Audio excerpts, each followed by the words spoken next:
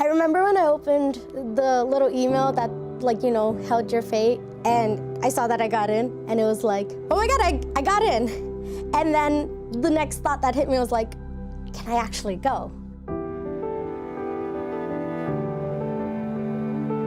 Next thing I know, I get a letter down the line saying, you've been accepted at NYU. I kept waiting for the letter to say it was a mistake. I grew up in East Harlem, so it's a pretty economically depressed area. I'm the older sister of 6 siblings. We did not have money, like, at all. I grew up just me and my mom. My dad left when I was 6 years old. It was a little rent control apartment, about $200 a month, the size of a shoebox. It was just like trying to break out of the mold that was already accepted in my community. Because a lot of times it's easy to get comfortable with what you have and just being scared of what's beyond the little hurdle right there.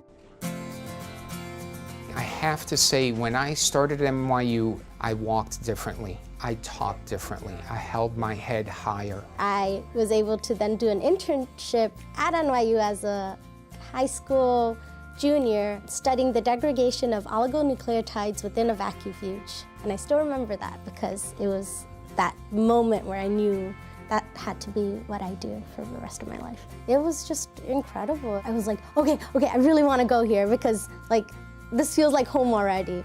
I checked through the financial aid that was offered to me, and it was just like, whoa, I can do this. When you sit down and you talk to these students and you let them know that, hey, I'm just like you, and if you really want to do this, you can do this, I think sends a very powerful message. For me to meet somebody who's been in my shoes and who's gotten over it and who's now this really successful surgeon, it's empowering. It's a lot to do with just having been given the chance.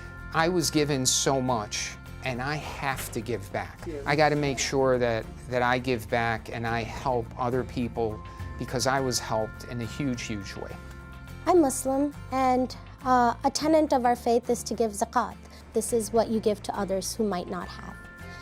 I think in 10 or 15 years, I would want to be in an industry that caters towards the same kind of population I came from. I'm always encouraging others to just realize hey, it's doable.